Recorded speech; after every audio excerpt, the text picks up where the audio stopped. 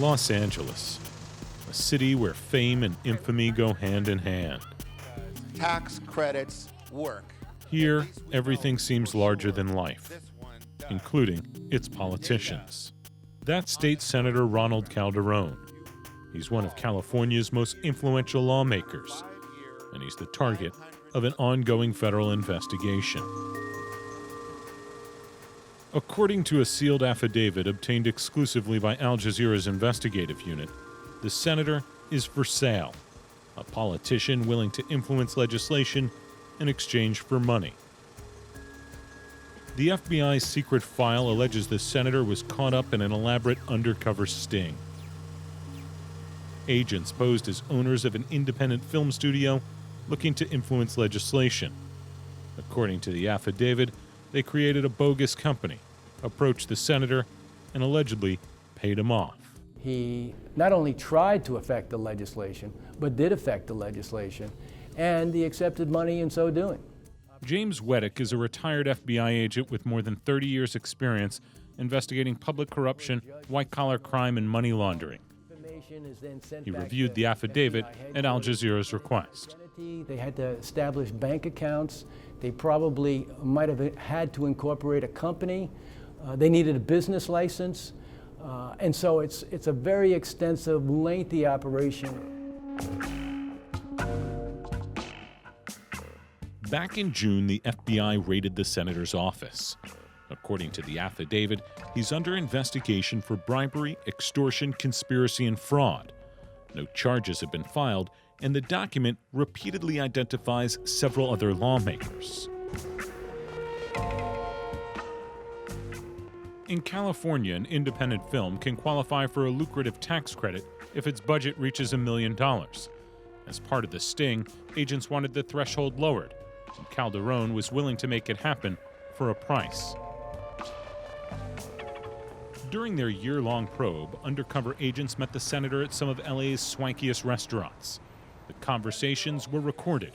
Agents told the senator money is not an object. Calderon wanted his family added to the payroll.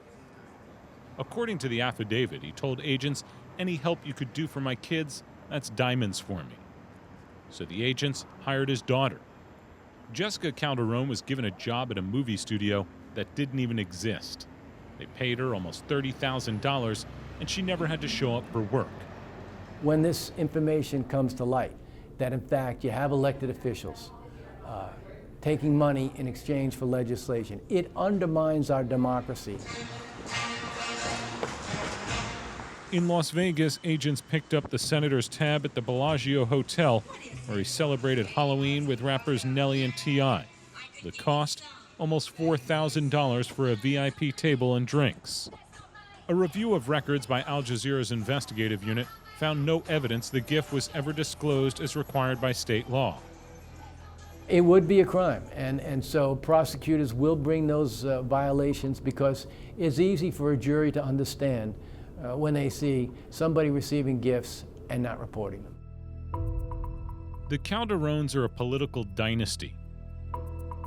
3 brothers who have held their grip on power for more than 30 years.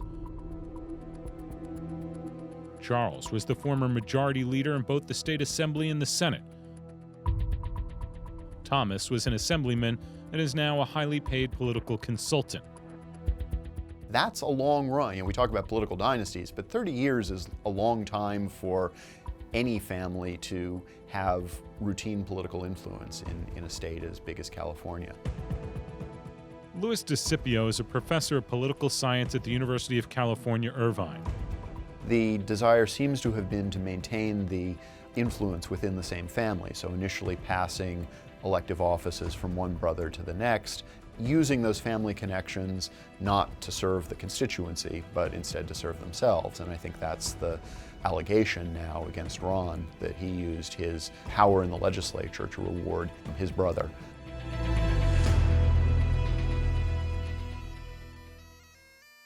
The affidavit refers to the senator's brother Thomas as the so-called deal maker.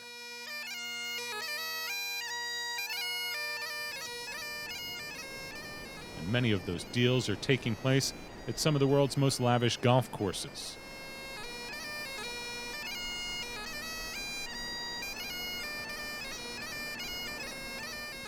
Calderon seems to be taking it all in stride. In just 1 week, we followed the embattled senator to 4 separate golf courses. At the world-famous Pebble Beach Resort, the senator attended a fundraiser for his brother Thomas's nonprofit, Californians for Diversity. The greens were lined with some of the state's most influential lobbyists. Walmart, Shell Oil, Farmers Insurance, and others all showed support. The liquor was flowing, and Calderon was holding court. Slow it down. Despite an ongoing federal probe, the senator is still rubbing elbows in raising money. His brother Thomas, the alleged dealmaker, runs the nonprofit and controls its purse strings. Agents contributed $25,000. According to the affidavit, the senator and his brother are building up the nonprofit so they can pay themselves down the road. Californians for Diversity. How would you categorize that nonprofit? Looking at the affidavit, it looks like a slush fund to me. It's a vehicle that Calderon has apparently set up. His brother has been established to run it, and money has been laundered through it for the Calderons. At a meeting in Miami, the senator allegedly accepted an envelope filled with cash. At one point, he told the undercover agents all future payments should go through Californians for Diversity. But that's not all. The senator is also under investigation for allegedly accepting $28,000 in bribes from this man, Michael Drobot, the former CEO of Pacific Hospital of Long Beach. The bribes were allegedly disguised as payments to the senator's son. In exchange, Calderon is accused of influencing legislation. The FBI claims the senator helped delay a bill that would have prevented Drobot from submitting inflated invoices to the state's workers' compensation fund. His brother Thomas is on the payroll as well. Drobot has paid his consulting company more than $1 million. I'm going to try and stay a lane away if I can. What street's he on right now? The senator has declined to comment, so we caught up with him as he was arriving at another 5-star resort. He's turning right into the country club.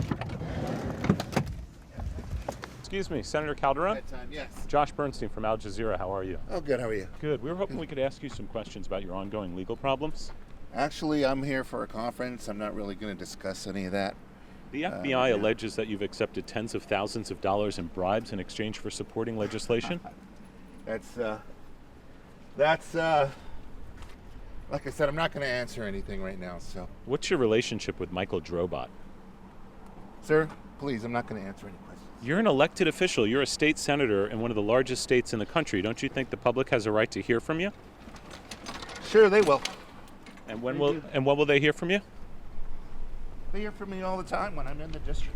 What do your children do for a living? The other day I was on the golf course with you at Pebble Beach, and you were holding up a badge, bragging about how this is your get-out-of-jail-free card. This is your pass, and you're going to use it like a badge. What did you mean by that? I don't know what you're talking about. You were standing right there at the greens in Pebble Beach.